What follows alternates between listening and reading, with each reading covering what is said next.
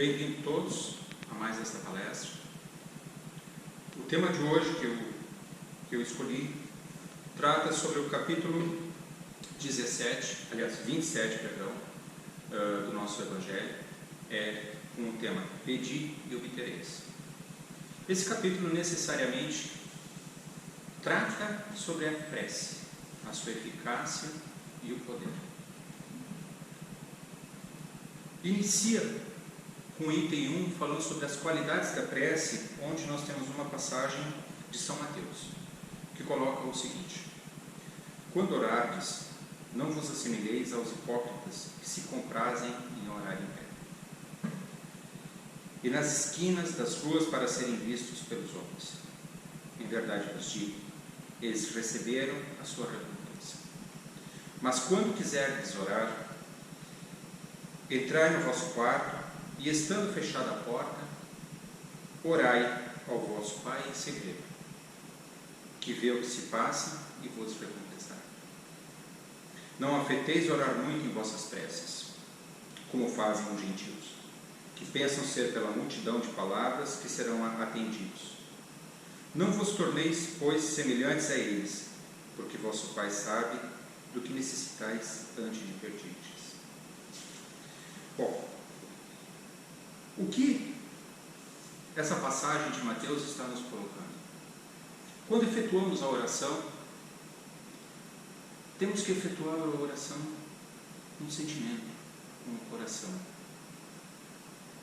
Aqui eles condenam aquela oração cheia de palavras rebuscadas, muito oratória, onde necessariamente, muitas vezes, não lançam sentimentos.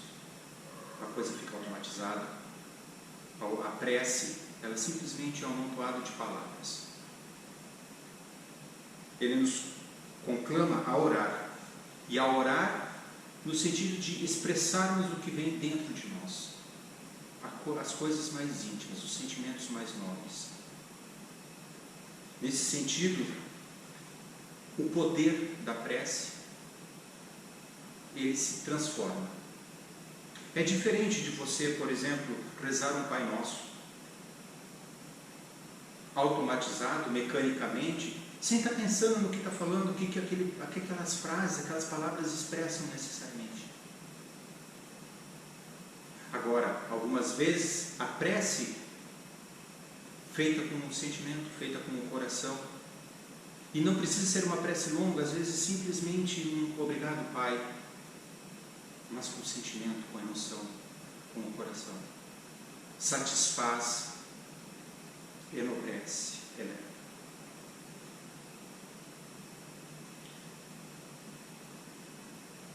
O capítulo também trata, então, pensando nesse sentido, o poder da oração, a prece feita com emoção, ele trata sobre a sua eficácia. E na sua eficácia, nós temos que expressar através da prece, e ela não precisa ser uma prece através de palavras, ela pode ser uma prece através de pensamentos. Porque se conectar com o alto, com o divino, é aqui, passando pela mente e indo ao alto. A prece com pouca eficácia é aquela prece dita, que nem eu estava falando sobre o Pai Nosso, mecanizado, automático, sem um sentimento empregado em cima disso, e que não tem o poder de alcançar as alturas.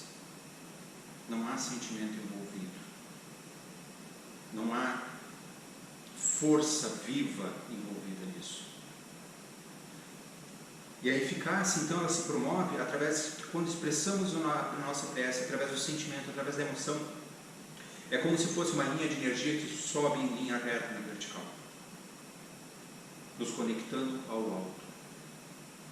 Aqui no Evangelho, também no item 6, eles tratam a respeito da eficácia e colocam o seguinte: há pessoas que contestam a eficácia da prece e se baseiam no princípio de que, conhecendo Deus nossas necessidades, é supérfluo expor-las.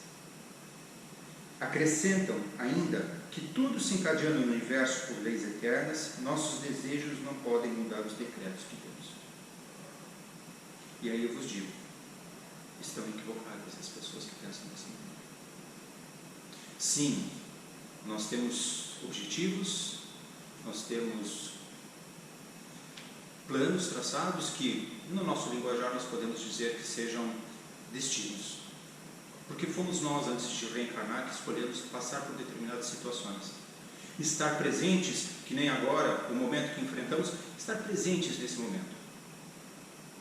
Porque fazia parte e faz parte do nosso crescimento. Era o nosso objetivo estarmos aqui nesse momento, para esse enfrentamento. Mas não quer dizer que esteja tudo simplesmente traçado, delimitado, delineado. E é assim que vai ser. Senão nós não teremos o poder do livre-arbítrio. E nós temos o livre-arbítrio de fazer escolhas. Quando eu penso em livre-arbítrio, eu sempre penso, apesar dos nossos destinos e os nossos planos estarem, as nossas provas estarem traçadas desde antes de reencarnarmos, o projeto já estar delineado, eu sempre me lembro de Paulo, que colocava: o amor cobre a multidão de pecados. E quando ele coloca o amor cobre a multidão de pecados, é no fato de que, através do nosso livre-arbítrio, podemos amar. E amando, nós estamos entrando novamente em sintonia com as leis divinas, com Deus. E nessas leis divinas, nos harmonizamos. Então, algumas provas que teremos que passar pela dor, elas são aliviadas, elas são reduzidas nesse sentido. Quando praticamos o amor, estamos cobrindo uma multidão de erros que cometemos na graça. Estamos nos transformando, nos iluminando. E onde há luz, a treva, o desespero, o medo, ele não aparece. Então, quando a gente fala na eficácia da prece, sim, quando nos conectamos com Deus, quando nos conectamos com a espiritualidade superior, sim, efetivamente, estamos trabalhando o amor.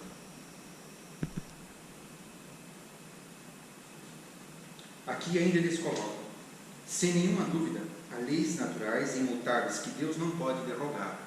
Sim, porque Deus criou as leis que regem o universo. E essas leis, elas são imutáveis. Elas não se transformam porque o Leandro quer ou porque outras pessoas querem. Essas leis, elas valem para todos. E como sempre digo, não há advogado nesse sentido que vá lançar um habeas corpus. Mas ele continua: Deus não pode derrogar. Ele as criou, mas não pode derrogar. Segundo o capricho de cada um, quer dizer, ele não vai alterar uma lei universal, uma lei natural, porque o Leandro simplesmente quer. Se a lei é igual para todos, as leis naturais são iguais para todos, todos vão obedecer. É tipo a lei da gravidade. Ninguém sai flutuando por aí. Ninguém tem o poder de derrogar a lei da gravidade. São leis físicas. E continua: mas daí a acreditar que todas as circunstâncias da vida estão submetidas à fatalidade, a distância é grande. Se assim for, o homem não seria senão um instrumento passivo, sem livre-arbítrio e sem iniciativa. Então, sob essa iniciativa, ele não teria que fazer mais nada, a não ser curvar a cabeça e receber os golpes do destino. Mas tem alguma coisa que evita esses golpes do destino, que é o livre-arbítrio e a prática do amor. Então, através do meu livre-arbítrio, eu posso decidir se eu quero efetivamente sofrer esses golpes do destino, seguir o objetivo que eu me tracei antes de reencarnar, para o meu aprimoramento, ou eu posso, me transformando antecipadamente, evoluindo, me elevando espiritualmente antecipadamente, eu posso, olha, eu não preciso mais passar por essas coisas. E a prece, então, ela nos conecta justamente nesse sentido com a espiritualidade.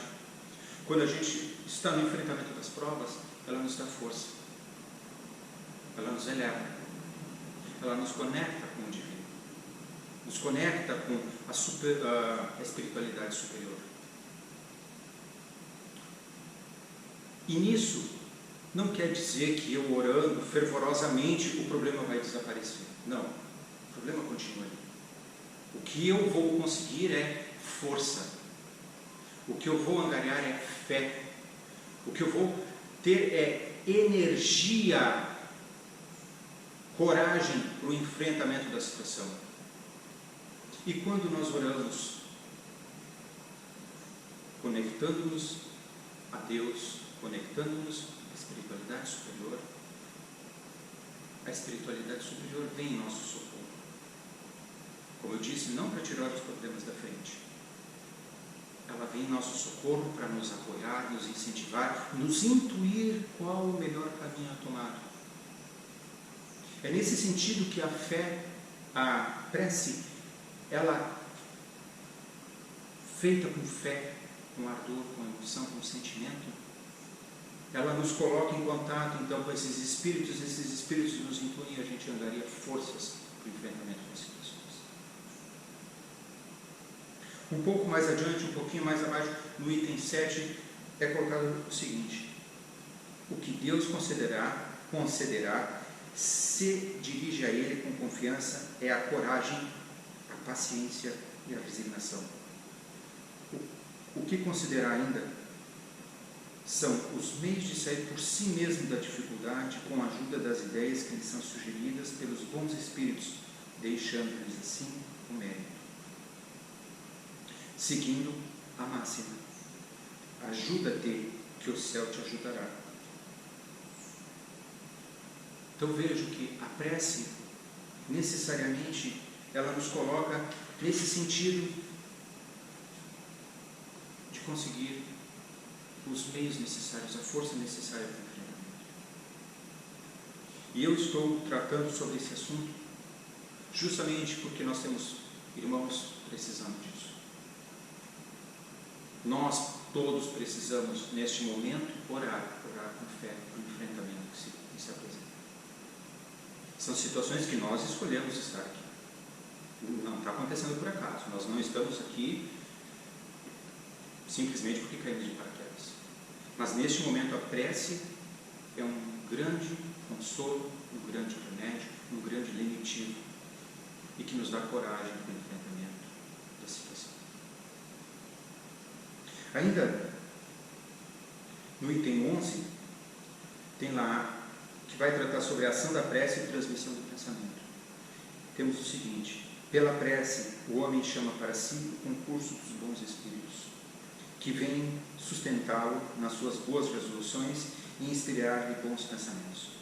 Adquire assim a força moral necessária para vencer as dificuldades e reentrar no caminho reto se dele se afastou, assim como afastar de si os males que atrai por sua própria falta. Então vejam que a prece é um lenitivo fantástico, porque através dela eu posso modificar o meu destino. Mas lembrando sempre, ela precisa necessariamente ser feita com sentimento, com emoção. Ela tem que partir do ser. Ela não pode simplesmente ser uma coisa mecânica. Por isso que quando vamos orar, o capítulo nos coloca: orem em segredo. A gente não precisa ir no templo, a gente não precisa ir e demonstrar a nossa fé através de preces e multiplicidade de palavras. Não. A necessidade é: recolha-te num canto e entre em contato com o teu Deus, com a espiritualidade superior, para que a coisa flua, seja muito mais emoção do que razão. Era isso que tinha para este momento. E fiquem com Deus. Que Ele sempre esteja com vocês.